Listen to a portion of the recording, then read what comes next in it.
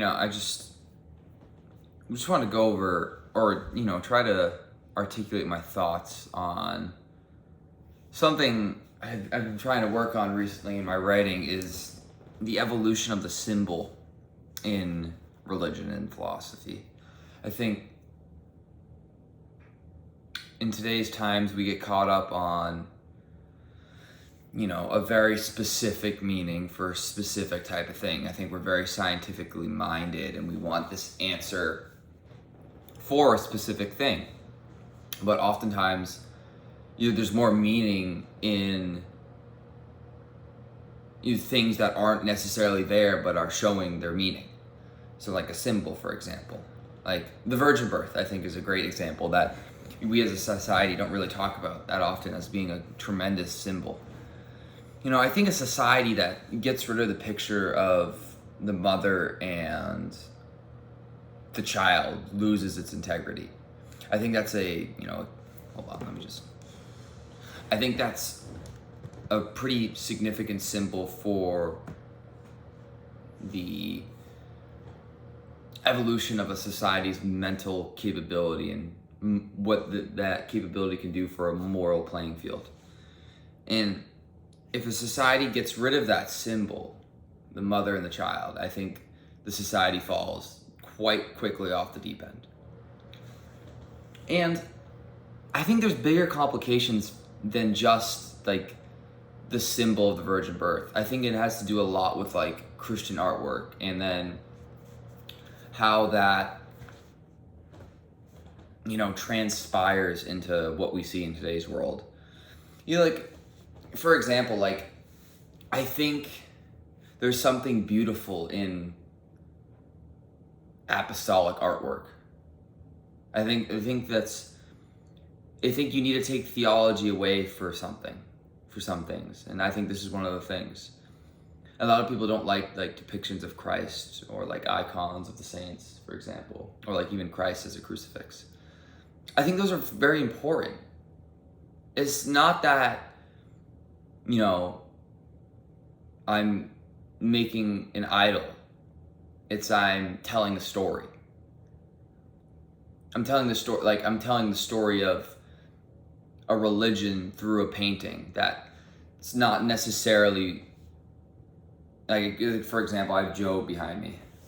I have Job and his three friends. And this painting alone tells, this is just hanging in my room. I have two paintings in my room. I have Prometheus over here, and then it's more meaning, but I have Job here. And it's a pretty famous painting of Job suffering. I think it shows a lot because you can clearly tell he's lying on the ground with both of his three friends there. And his three friends look like they've given him the advice, but Job's still there suffering, right? But their advice isn't necessarily advice. But they don't realize that. They're ignorant. So there's thousands of words that could come out of this one painting. And there's only a few thousand words in the actual story of Job. You know what I mean? So it's not theology that's the problem here. It's that if you take away depictions of Christian art, you lose the meaning of Christianity, I think. I don't know, I'm wrestling with it in an article right now. And I wrote this line that I thought was pretty profound. The faith of the flesh either breathes or collapses in and on itself in the worth of the symbol. The faith of the flesh either breathes or collapses in on itself in the worth of the symbol. I think that's very profound. I think that society degrades itself with writing and not the meaning of the writing. And I think that's particularly interesting in Christianity. We have so much emphasis on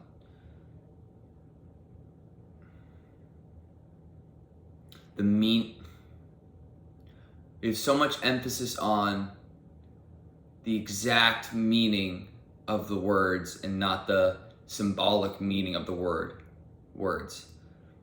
And I think the symbolic meaning sometimes gives you more meaning than the actual words. I think that's, why I find Exodus such a cool story. It's it's like, did the Exodus actually happen? It's like, probably not. But an event like the Exodus took place, and a figure like Moses definitely existed. But is the biblical narrative of the Exodus accurate? Probably not, in my opinion. But I think I think the story is still 100% true, because it's the symbolic form of true. It's hyper real. It's a different type of true. It's a different type of real. It's the manifestation of the human experience in the Exodus. It's always the journey before the sanctification, and it's the Exodus before the Leviticus, right? And that's the symbol. That's the meaning. And I think we get caught up on, the rules or the actual text of the Exodus, and not the actual meaning itself.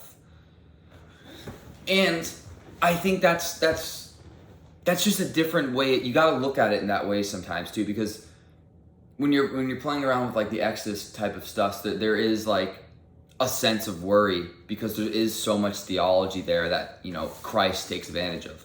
And I think that's why the figure of Christ is so fascinating, because there's the transfiguration, and Moses is right there, right? Oh, so for someone like me to say like a figure like Moses existed, it kind of is like, well, it's thrown in your face right there if you believe Christ is God, right?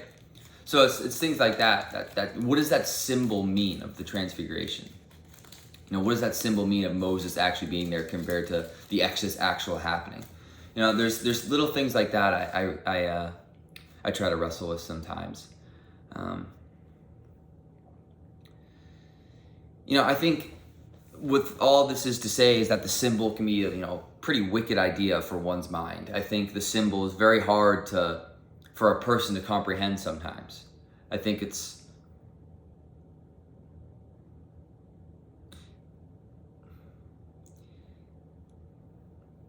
some are some symbols are pretty clear, and some are not so clear. Like the symbol of Christ, for example, is this lovable, forgivable God person that forgives you for your sins for the belief in him.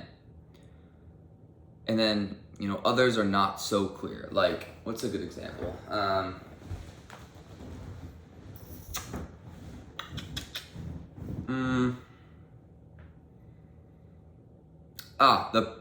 A good example is probably the prophet eating of the scrolls in the beginning of Ezekiel, where he eats the scrolls, and then they're both bitter and sweet. And I think that says a lot of what's inside the scrolls, right? It's not that the scrolls taste different, it's that the writing in each scroll is different, which is like really profound when you think about who and when these stories are written.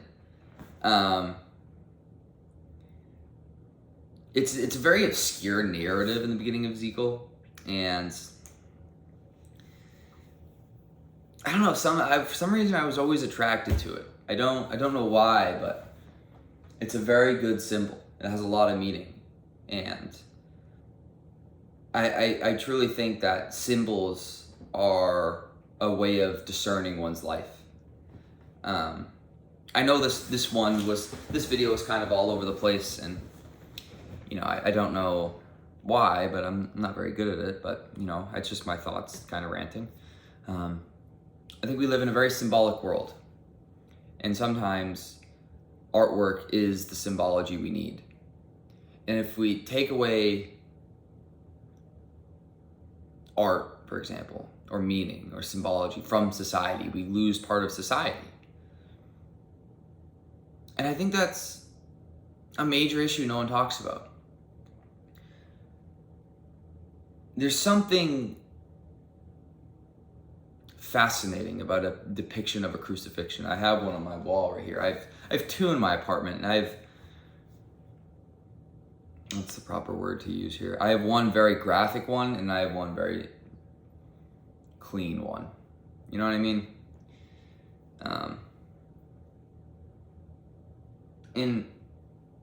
A lot of times we just see a cross today.